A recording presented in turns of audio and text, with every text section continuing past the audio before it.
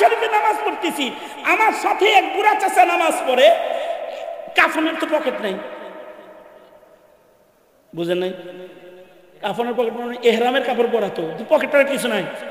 কিন্তু এই চাচার ছেলে একটা ছোট মোবাইল হের গলায় ঝুলাই দিচ্ছে, সুন্দর করে ফিতায় মোবাইল একটা ঝুলতেছে।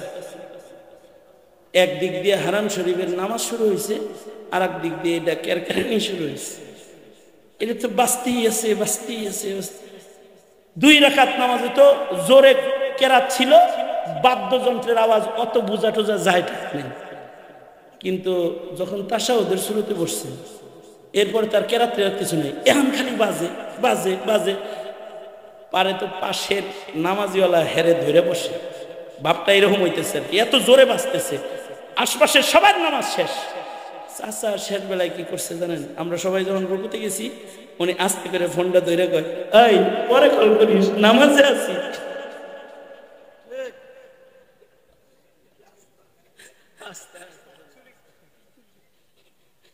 বুঝছেন তো? বুঝছেন? আচ্ছা বলেন তো, আমি চাচার পাশে আছি, আমার তখন কি অবস্থা? আপনি যদি এই চাচার পাশে দেখতেন, আপনি কি হইতো কোন? আপনি এর ভিতরে চাচার কোনো সমস্যা নাই, উনি দিব্যি নামাজ পড়তেছে।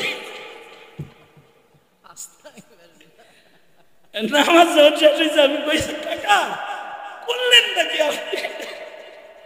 আপনি নিজের নামাজ নষ্ট করলেন, আমার সবার নামাজ নষ্ট করলেন। আপনি যে নামাজের ভিতরে কইলেন, যাই আমি নামাজ পড়তেছি, পরে কল করিস। আর আমাদের এক একজনের পকেটে 2টা 3টা আছে। এত মোবাইল সহ আমি নামাজ পড়বো কেমনি? মাসআলা যদি না জানে, আর যদি মুফতির সোহবত ছাড়া সাহেবের মতো ফতোয়া দেয়, তাইলে বলবে যে সবার নামাজ বাদ। বুঝেন নাই কথাটা? আমি ছোট্ট করে একটা জিনিস বুঝাইতে চাই। মনে করেন মোবাইল ছাড়া মানুষ নাই, এমনকি সাহেবের পকেটেও স্ক্রিন টাচ মোবাইল আছে, তাই না?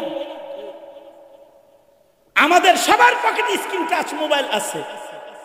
এখন এই মোবাইল সহ নামাজ হবে কি হবে না?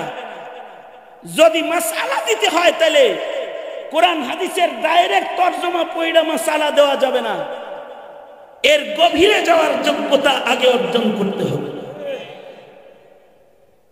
আচ্ছা উদাহরণস্বরূপ আমি বলি, যেমন আমি আজকে আমার আলোচনায় হযরত আয়েশা সিদ্দিকার একটি হাদিস বলেছি। সেটা হলো এই, হযরত আয়েশা বলেন, আমি নবীজির সেজদার জায়গায় শুয়ে থাকতাম, নবীজি সেজদায় যাওয়ার সময় আমাকে সরাইয়া সেজদায় যাইতেন। বুখারী শরীফের বর্ণনা। তাহলে এই বর্ণনা থেকে ইঞ্জিনিয়ার আর ডাক্তার সাহেব কোনো মাসালা বের করতে পারবে না, কিন্তু মুফতি মাসালা বের করতে পারবে। যেমন যেমন মুফতি এখান থেকে মাসাইল বের করেছে, মহিলার সাথে স্পর্শ হলে ওযু ভাঙে না। এটা এই হাদিস থেকে এই মাসালাটাও বের হয়। কারণ নবী নামাজরত আয়েশার পায়ে দাবানি দিছে, তাতে ওযু ভাঙে নাই। তাই কি ওযু করে কেউ যদি বলল যে মুয়ানাকা করে, ওযু ভাঙবো? মানে কথার কথা, মনে করেন যে আপনি ওযু করছেন, ওযু করে মসজিদে যেতেছেন, ভাবি কই যাও, আপনি তখন কি করবেন? মুসাফা করে মুয়ানাকা করে বলবেন, আল্লাহুম্মা জিদ মুহাব্বাতি লিল্লাহি ওয়া রাসূলিহি, আটকাইছো আমি নামাজে যাই, ছেড়ে দাও। আচ্ছা যদি এই এতটুকু আপনি করেন, তাতে আপনার ওযু নষ্ট করতেছো কেমন? নষ্ট হবে না। সত্য ন্যায়ের অগ্রপথিক সারা দুনিয়া, আপনাদের প্রিয় চ্যানেল নিয়ামতপুরী মিডিয়া। আর সূরা কাহফের 103 ও 4 নম্বর আয়াতে বলেন আল্লাহ তাআলা, বন্ধু আপনি বলে দিন, আপনার উম্মতের ভেতরে, আমার বান্দাদের ভেতরে কিছু বান্দা আছে, তারা ভালো কাম করে, কিন্তু তাদের ভালো কাজ তারা গণে ঠিক, কিন্তু আমলনামায় যায় না, নষ্ট হয়ে যায়। যেমন শেখ হাসিনা, তার মসজিদ গোনা যায় ঠিক, কিন্তু আমলনামায় যায় না। কারণ ইমানই যদি কারোর প্রশ্নবিদ্ধ হয়ে যায় তাহলে তো তার নেক আমলের কোনো দাম নাই। যার ইমানই নষ্ট হয়ে গেছে, যেমন কাদিয়ানি, যার ইমানই নষ্ট হয়ে গেছে, এবার কাদিয়ানিরা যদি এই দেশের সব মানুষের ক্ষুধা মিটায় ফেলায়, অনাহারীরে খানা খাওয়ায়, নেক কাজ কইরা যদি নেক কাজের পাহাড় জমা করে, যার ইমান নাই তার তো নেক কাজের কোনো মূল্য নেই। মানুষের নেকির কাজ নষ্ট হয় তিন কারণে। কয় কারণে বলেন? এক কারণ, যদি কারোর ইমান নষ্ট হয়ে যায় তাইলে সে নেকি করে কিন্তু তার নেকি গণনায় হয় না, কারণ তার ইমানই নাই, তার নেকির কোনো দাম নাই। কারণ নাম্বার দুই, মানুষের নেকির কাজ নষ্ট হয়, ইখলাস নষ্ট হয়ে যায়। ওই যে ভাইজান বলতেছিল না, ইন্না সালাতি ওয়া নুসুকি ওয়া মাহইয়ায়া ওয়া মামাতি লিল্লাহি রাব্বিল আলামিন। নেকির কাজ মাইকিং করার লেগে না, নেকির কাজ কারে পাওয়ার লেগে? জোরে আওয়াজ করে বলেন, আল্লাহকে পাওয়ার জন্য নেকির কাজ। মানব জীবনের কোন নেকির কাজ প্রকাশ করার জন্য না, মানুষকে দেখানোর জন্য না। আমার জীবনের যত নেকির কাজ আছে সব লিল্লাহ, আল্লাহর জন্য নিয়ত করে যদি কেউ করে তাহলে তার অল্প আমল নাজাতের জন্য যথেষ্ট হয়ে যায়। দুটা। তিন নাম্বার, মানুষের নেকি নষ্ট হয় মাসআলার অভাবে। কিসের অভাবে? জোরে আওয়াজ করে বলেন, আরো জোরে করে বলেন। মাসালা তো ইঞ্জিনিয়ার শিখাইবো আপনাদের, কি কথা করেন নাকি? ডাক্তার সাহেব শিখাইবো না কিছু মাসালা? কারণ অনেক ডাক্তার, অনেক ইঞ্জিনিয়ারের দাবি, আমরাও জানি এটা তাদের দাবি, কিন্তু মাসআলা কিন্তু এটা এক জটিল জিনিস, যেটা খালি উপরে পড়লেই মাসআলা বের করা যায় না, যতক্ষণ না পর্যন্ত ইলমের গভীর তলদেশ পর্যন্ত যাওয়ার ফাকাহাত আলেমে দ্বীন হিসাবে তার ভেতরে না আসে। এ কারণে ডিজিটাল মুফতি যারা, তাদের ফতোয়ায় খালি ভেজাল লাগে। যারা তাদের জীবনে ফতোয়া দেয় কুরআন ও হাদিসের বাহ্যিক তরজমা দেখে ফতোয়া দেয়, কিন্তু এর গভীরে যাওয়ার যোগ্যতা তার নাই। কারণ এমনও সমস্যা আমাদের জীবনে আছে যেই সমস্যাগুলো নবীর জমানায় ঘটে নাই, ঘটছে 500 বছর পরে, 1500 বছর পরে। এই মাসালার সরাসরি আলোচনা তো কুরআন ও হাদিসের ভেতরে সরাসরি বিদ্যমান নাই। যেমন মোবাইল, এই যে একটা মোবাইল, এই মোবাইলের আলোচনা এটা সাহাবায়ে কেরামের যুগে নাই, তাবিঈনের যুগে নাই, তাবিঈনের যুগে নাই, আরে আমাদের হাফিজি হুজুর, পীরজি হুজুরের যুগেও নাই। আর আমাদের এক একজনের পকেটে 2টা 3টা আছে। এত মোবাইল সহ আমি নামাজ পড়বো কেমনে? মাসআলা যদি না জানে, আর যদি মুফতির সোহবত ছাড়া সাহেবের মতো ফতোয়া দেয়, তাইলে বলবে যে সবার নামাজ বাদ। বুঝেন নাই কথাটা? আমি ছোট্ট করে একটা জিনিস বুঝাইতে চাই। মনে করেন মোবাইল ছাড়া মানুষ নাই, এমনকি সাদ সাহেবের পকেটেও স্ক্রিন টাচ মোবাইল আছে, তাই না? আমাদের সবার পকেটে স্ক্রিন টাচ মোবাইল আছে। এখন এই মোবাইল সহ নামাজ হবে কি হবে না? যদি মাসআলা দিতে হয় তাহলে কোরআন হাদিসের ডাইরেক্ট তরজমা পড়া মাসআলা দেওয়া যাবে না, এর গভীরে যাওয়ার যোগ্যতা আগে অর্জন করতে হবে। আচ্ছা, উদাহরণস্বরূপ আমি বলি, যেমন আমি আজকে আমার আলোচনায় হযরত আয়েশা সিদ্দিকার একটি হাদিস বলেছি, সেটা হলো এই, হযরত আয়েশা বলেন, আমি নবীজির সেজদার জায়গায় শুয়ে থাকতাম, নবীজি সেজদায় যাওয়ার সময় আমাকে সরাইয়া সেজদায় যাইতেন। বুখারী শরীফের বর্ণনা। তাহলে এই বর্ণনা থেকে ইঞ্জিনিয়ার আর ডাক্তার সাহেব কোনো মাসআলা বের করতে পারবে না, কিন্তু মুফতি মাসআলা বের করতে পারবে। যেমন যেমন মুফতি এখান থেকে মাসাইল বের করেছে, মহিলার সাথে স্পর্শ হলে ওযু ভাঙে না। এটা এই হাদিস থেকে এই মাসালাটাও বের হয়। কারণ নবী নামাজরত আয়েশার পায়ে দাবানি দিছে, তাতে ওযু ভাঙে নাই। তাই কি ওযু করে কেউ যদি বললো যে মুয়ানাকা করে ওযু ভাঙবো? মানে কথার কথা, মনে করেন যে আপনি ওযু করছেন, ওযু করে মসজিদে যেতেছেন, ভাবি কই যাও, আপনি তখন কি করবেন? মুসাফা করে মুয়ানাকা করে বলবেন আল্লাহুম্মা জিদ মুহাব্বাতি লিল্লাহি ওয়া রাসূলিহি, আটকাইছো আমি নামাজে যাই, ছেড়ে দাও। আচ্ছা, যদি এই এতটুকু আপনি করেন, তাতে আপনার ওযু নষ্ট করতেছো কেন? নষ্ট হবে না। এই যে নষ্ট যে হবে না, এটা আছে কোন জায়গায়? নারীর স্পর্শে ওযু ভাঙে না, এটা তো ডাইরেক্ট খুঁজে পাইবে না। এই হাদিসের পাতা উল্টায় গভীরে গেলে দেখা যায় যে নারীর স্পর্শে ওযু ভাঙে না। যেমন রাসূলের যুগে এই সমস্যা হয় নাই, কিন্তু নবীর 500 বছর পরে যা হয়েছে, বাগদাদে এক মহিলা মরা মানুষের গোসল দিত। ওই এলাকায় এক লোক মারা গেছে। মারা গেছে পরে তো লোকজন আইছে হেরে গোসলের জন্য নিতে। ইন দি মিন টাইম এই সময় এই মহিলার ঋতুস্রাব চলে, মাসিক। এখন মহিলার মনে ধান্দা, আমি নিজেই নাপাক, আর একজনকে গোসল করার মতো মরা মানুষ যে আল্লাহর কাছে যাবে, জায়েজ না না জায়েজ জানার দরকার আছে না? একটা পেস লাগছে, হ্যাঁ খটকা। বাগদাদ জামে মসজিদের মুফতি সাহেবরে যায় বলে, আমার তো ঋতুস্রাব চলে, এখন আমি কি মরা মানুষের গোসল দিতে পারবো কি না, জায়েজ আছে না নাই, এটা জানতে আইছি, কারণ আমারে নিতে আইছি। বাগদাদের মুফতি সাহেব ছাত্র নিয়ে বসে রয়েছে, পড়াইতেছে ছাত্র। উনি বললেন যান যান, ডিস্টার্ব করেন না তো, জায়েজ আছে, যান গোসল দেন না। মুফতি সাহেব কয় জায়েজ আছে, মানুষ যদি জিগাইতে দলিল কই আছে কি কম? আজব মহিলা তো আপনি। বলেন বুখারী শরীফে আছে। কি কইছে?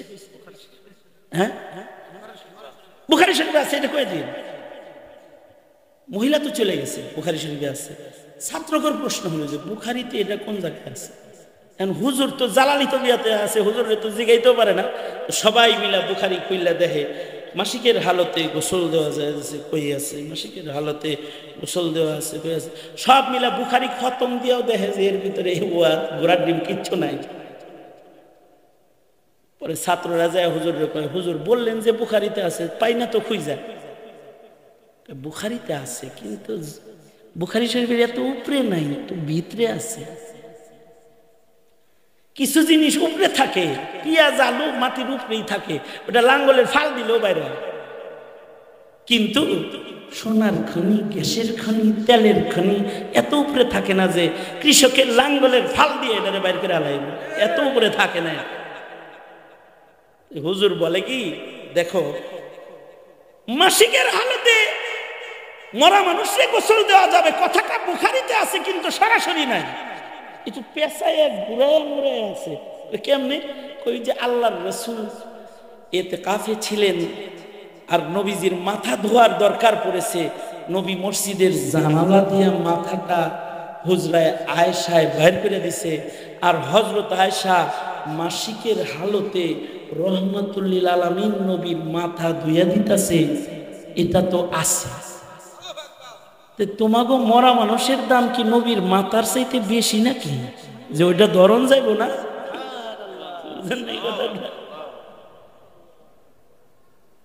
ঋতুস্রাব যদি কারোর হয়, তাহলে সে ভাত রান্না করতে পারবে কিনা, তরকারি করতে পারবে কিনা, মাছ রান্না করতে পারবে কিনা, গোশ রান্না করতে পারবে কিনা, একটা খটকা না? আরে না পা।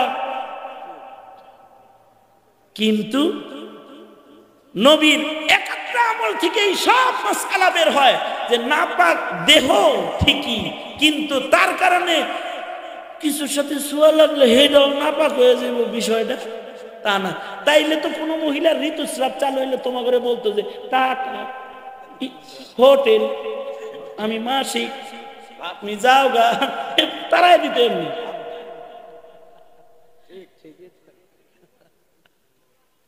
আচ্ছা, এখন মাসালা হলো যে পকেটে মোবাইল বাজতেছে, নামাজের ভিতরে বুজুর্গি দেখা যদি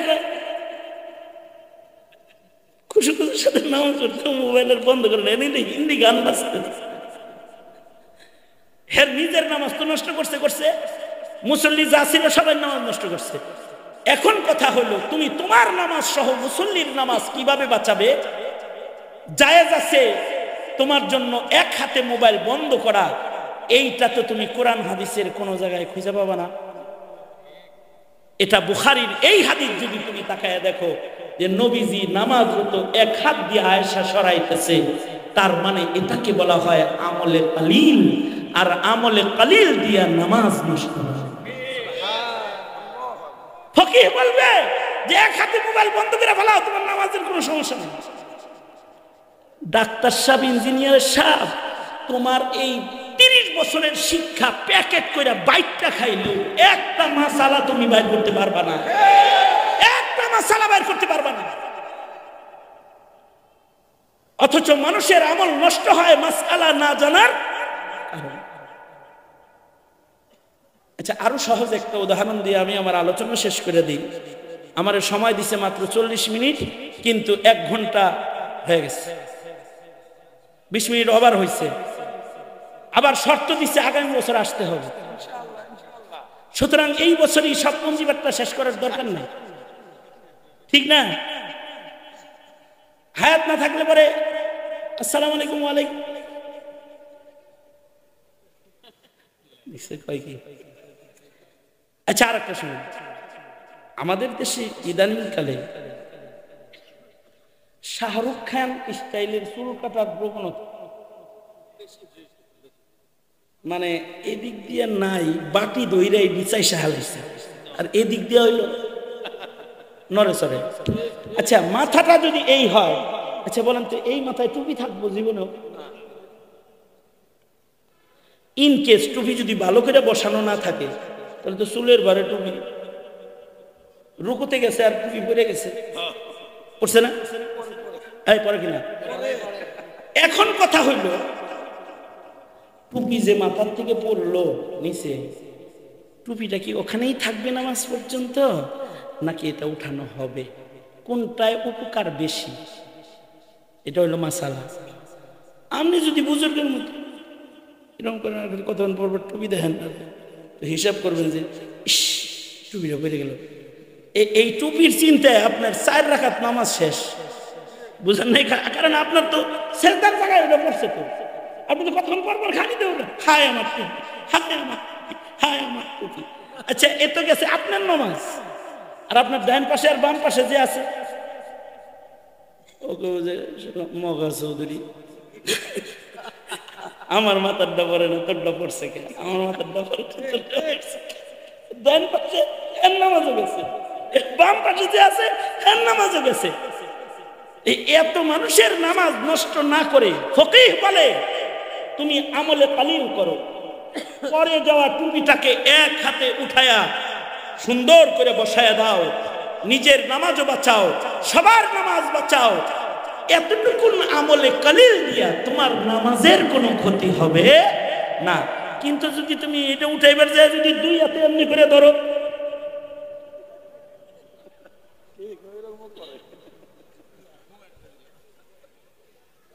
এইবার বলেন এখন নামাজ আছে না? এখন কি হয়েছে? এটা কি হয়েছে? আমি আরেকটা আমলে কাসির আপনাদেরকে বুঝাই। আমি হারাম শরীফে নামাজ পড়তেছি, আমার সাথে এক বুড়া চাচা নামাজ পড়ে, কাফনের তো পকেট নাই, বুঝেন নাই? কাফনের পকেট মানে এহরামের কাপড় পরা, তো পকেট কিছু নাই।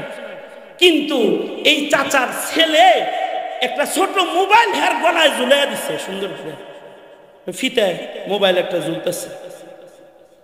একদিক দিয়ে হারাম শরীফের নামাজ শুরু হয়েছে, আর এক দিক দিয়ে এটা কেরকেরানি শুরু হয়েছে। এটা তো বাস্তেই আছে, বাস্তেই আছে। 2 রাকাত নামাজে তো জোরে কেরাত ছিল, বাদ্যযন্ত্রের আওয়াজ অত বোঝা টোজা যায় নেই। কিন্তু যখন তাশাহুদের শুরুতে বসছে, এরপরে তার কেরাত টেরাত কিছু নেই, এখন খালি বাজে বাজে বাজে। পারে তো পাশের নামাজিওয়ালা হেরে ধরে বসে, ভাবটা এরকম হইতেছে, এত জোরে বাজতেছে, আশপাশের সবার নামাজ শেষ, চাচা শেষ বেলায় কি করছে জানেন? আমরা সবাই যখন রুকুতে গেছি, উনি আস্তে করে ফোনটা ধরে কয়, এই পরে কল করিস, নামাজে আছি।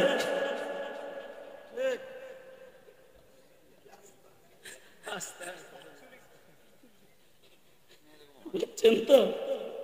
বুঝছেন? আচ্ছা বলেন তো, আমি চাচার পাশে আছি, আমার তখন কি অবস্থা?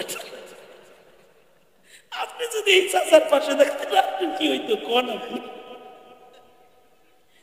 এর ভিতরে চাচার কোনো সমস্যা নাই, উনি দিব্যি নামাজ পড়তেছে।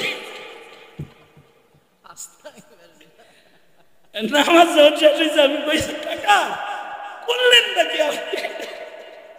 আপনি নিজের নামাজ নষ্ট করলেন, আমার সবার নামাজ নষ্ট করলেন। আপনি যে নামাজের ভিতরে কইলেন, যাই আমি নামাজ পড়তেছি, পরে কল করিস।